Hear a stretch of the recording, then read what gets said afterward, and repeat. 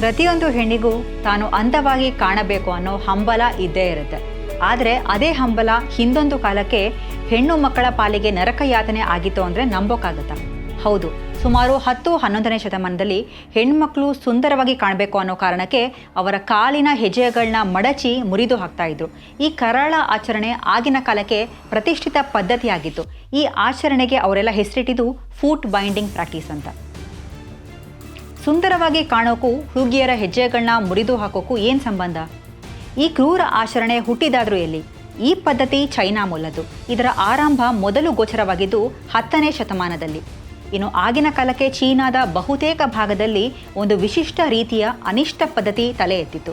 ಹೆಣ್ಮಕ್ಳು ಹುಟ್ಟಿ 3-4 ವರ್ಷ ಆಗ್ತಿದ್ದ ಹಾಗೆ ಅವರ ಹೆಜ್ಜೆನ ಅವರ ಅಮ್ಮ, ಅಜ್ಜಿ ಅಥವಾ ಆ ಮನೆಯ ಹಿರಿಯ ತಲೆಗಳು ಬ್ಯಾಂಡೇಜ್ಗಳನ್ನ ಬಳಸಿ ಮುರಿದು ಹಾಕ್ತಾ ಇದ್ರು. ತಮ್ಮ ಮನೆ ಮಕ್ಕಳನ್ನ ತಾವೇ ಅಂಗವಿಕಲಗೊಳಿಸೋದಕ್ಕೆ ಒಂದು ಮುಖ್ಯವಾದ ಕಾರಣ ಇತ್ತು. ಫೂಟ್ ಬೈಂಡಿಂಗ್ ಪ್ರಾಕ್ಟೀಸ್ ಅನ್ನೋದು ಆಗಿನ ಚೀನಿ ಪರಂಪರೆಯಲ್ಲಿ ಕರಾಳ ಕಳಂಕ ಆಗಿತ್ತು. ಹುಡುಗಿಯ ಹೆಜ್ಜೆ 3 ಇಂಚ್ನಷ್ಟು ಚಿಕ್ಕದಾಗಿರೋದು ಆಕೆಯ ಸೌಂದರ್ಯದ ಸಂಕೇತ ಅನ್ನೋ ಮೌಢ್ಯ ಹುಟ್ಟಿತ್ತು. ಹಾಗೆ ಹೆಜ್ಜೆಗಳು ಚಿಕ್ಕದಾಗಲಿ ಅನ್ನೋ ಕಾರಣಕ್ಕೆ ಅವರ ಎಳೆ ವಯಸ್ಸಿಗೆ ಕಾಲಿನ ಬೆರಳುಗಳನ್ನ ಹಿಮ್ಮಡಿ ಕಡೆಗೆ ಎಳೆದು ಬ್ಯಾಂಡೇಜ್ಗಳಿಂದ ಸುತ್ತಿ ಅನೇಕ ದಿನಗಳ ಕಾಲ ಹಾಗೆ ಕಟ್ಟಿಡ್ತಾ ಇದ್ರು. ಹಾಗೆ ಕಟ್ಟಿಟ್ಟ ಹೆಜ್ಜೆಗಳನ್ನ ಕೆಲವು ದಿನಗಳ ನಂತರ ತೆಗೆದು ಒಳಗೆಲ್ಲ ಶುಚಿಗೊಳಿಸಿ ಮತ್ತೊಂದು ಬ್ಯಾಂಡೇಜ್ನಿಂದ ಪುನಃ ಕಟ್ಟಲಾಗ್ತಾ ಇತ್ತು. ಹೀಗೆ ಹೆಣ್ಮಕ್ಕಳ ಹೆಜ್ಜೆನ ಚಿಕ್ಕ ವಯಸ್ಸಿಗೆ ಮುರಿದು ಮೊಟಕುಗೊಳಿಸ್ತಾ ಇದ್ರು. ಕಾರಣ ಎಳೆ ವಯಸ್ಸಲ್ಲಿ ಮೂಳೆ ಬಹುಬೇಗ ಮುರಿಬಹುದು ಅನ್ನೋ ವಿಕೃತ ಉದ್ದೇಶ. ಈ ಕೆಟ್ಟ ಪರಂಪರೆನೇ ಆಗಿನ ಕಾಲಕ್ಕೆ ಅಲ್ಲಿನ ಗೌರವ ಹಾಗೆಯೇ ಸೌಂದರ್ಯದ ಪ್ರತೀಕ ಆಗಿತ್ತು. ಅದೆಷ್ಟೋ ಹೆಣ್ಮಕ್ಳು ಈ ಆಚರಣೆ ಮಾಡೋ ಆರಂಭದ ದಿನದಲ್ಲೇ ಕಾಲಿಗೆ ಸುತ್ತಿದ ಬ್ಯಾಂಡೇಜ್ ಒಳಗೆ ಗಾಯವಾಗಿ ಅದು ಗ್ಯಾಂಗ್ರೀನ್ಗೆ ತಿರುಗಿ ಜೀವವನ್ನು ಕಳ್ಕೊಂಡಿರೋ ಉದಾಹರಣೆ ಸಾಕಷ್ಟಿದೆ.